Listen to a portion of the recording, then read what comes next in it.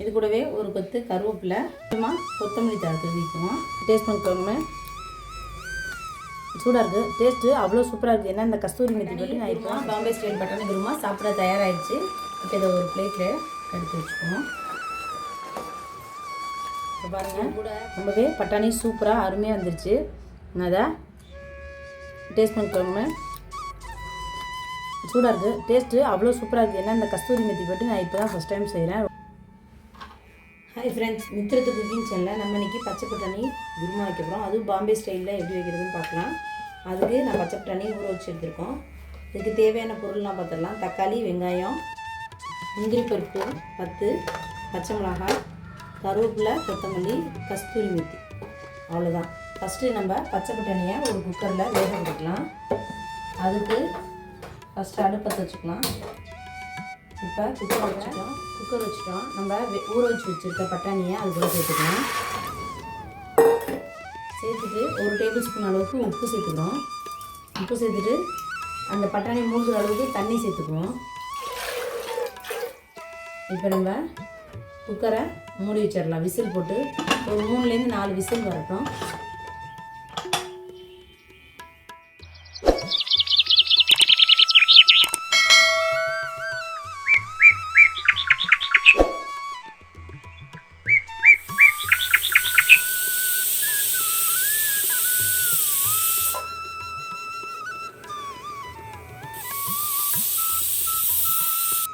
இப்போ 4 விசில் வந்துருச்சு. அடுப்பு ஆஃப் பண்ணிடலாம்.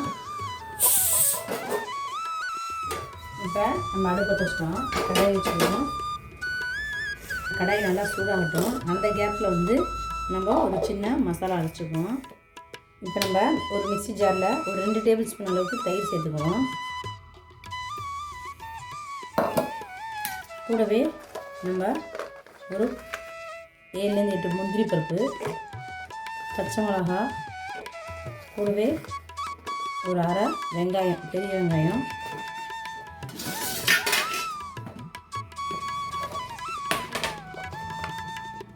ஒரு 1/4 சிட்டிகை அளவுக்கு மஞ்சள்தூள், அரை டேபிள் ஸ்பூன் அளவுக்கு மிளகாய்த்தூள், கூடவே மல்லித்தூள் அரை டேபிள் ஸ்பூன், ஒரு 1/4 சிட்டிகை அளவுக்கு ஜீரகத்தூள், கொஞ்சமாக கரம் மசாலா, இது எல்லாத்தையுமே சேர்த்து நல்லா ஒரு பேஸ்ட் மாதிரி அரைச்சிக்குவோம். பேஸ்ட்டாக அரைச்சிட்டோம். இப்போ அடுப்பில் கடாய் காஞ்சிருச்சு. ஒரு 2 டேபிள் ஸ்பூன் அளவுக்கு மட்டும் எண்ணெய் சேர்த்துக்குவோம்.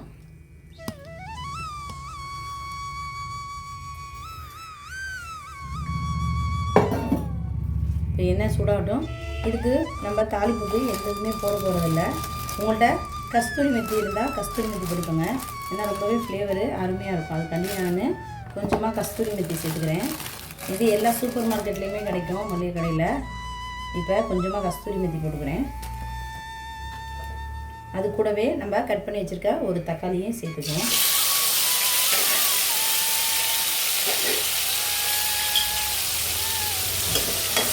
தக்காளி கஸ்தூரி நல்லா வளர்ந்துடும். இப்போ தக்காளி எல்லாமே நல்லா மசிஞ்சு வச்சு பாருங்கள். இந்த ஸ்டேஜில் நம்ம அரைச்சி வச்சுக்கோம் பார்த்திங்கன்னா, அந்த பேஸ்ட்டை சேர்த்துக்கணும். அப்போ வந்து அடுப்பை நல்லா ஆஃப் பண்ணிடுவோம்.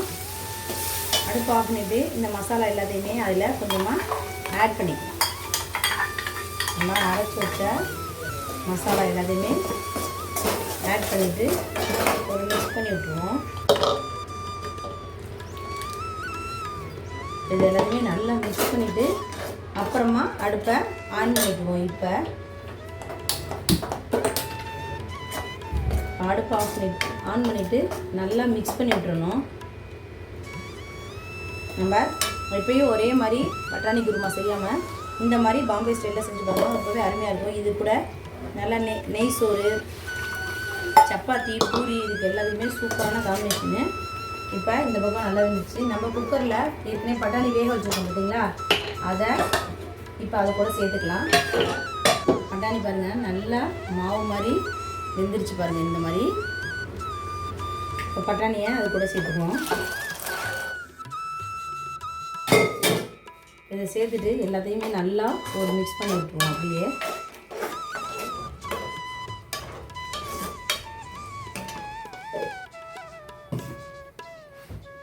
இப்போ இது ஒரு 2 நிமிஷம் நல்லா கொதிக்கட்டும்.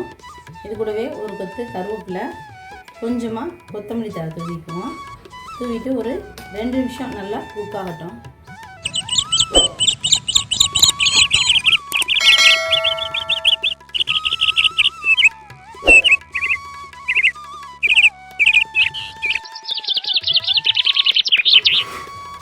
பாருங்கள், ஒரு 10 நிமிஷம் நல்லா பட்டாணி எல்லாமே நல்லா கொதிச்சு மசாலாலாம் சாந்துருச்சு. பட்டாணி குருமா, பாம்பே ஸ்டைல் பட்டாணி குருமா சாப்பிட தயாராகிடுச்சு. இப்போ இதை ஒரு பிளேட்டில் எடுத்து வச்சுக்கணும். இப்போ பாருங்கள், ரொம்பவே பட்டாணி சூப்பராக அருமையாக வந்துருச்சு. நான் அதை டேஸ்ட் பண்ணிக்கோங்க. சூடாக இருக்குது, டேஸ்ட்டு அவ்வளோ சூப்பராக இருக்குது. ஏன்னா இந்த கஸ்தூரி மெத்தி போட்டு நான் இப்போ தான் ஃபஸ்ட் டைம் செய்கிறேன். நம்ம தேங்காய் பால் சாதம், நெய் சாதம் இந்த மாதிரிலாம் செய்யும்போது இது மாதிரி சைட் டிஷ் வச்சுக்கிட்டோம்னா ரொம்பவே அருமையாக இருக்கும். ஸ்கூலுக்கும் ஏதாவது பிள்ளைங்களுக்கு காய்க்கு கொடுக்கணுமேங்காம டக்குன்னு பட்டாணி இருந்துச்சுன்னா இந்த மாதிரி ட்ரை பண்ணி பாருங்கள். ரொம்ப வித்தியாசமாக இருக்கும். குழந்தைங்க விரும்பி சாப்பிடுவாங்க, வேணும்னு கேட்டு சாப்பிடுவாங்க.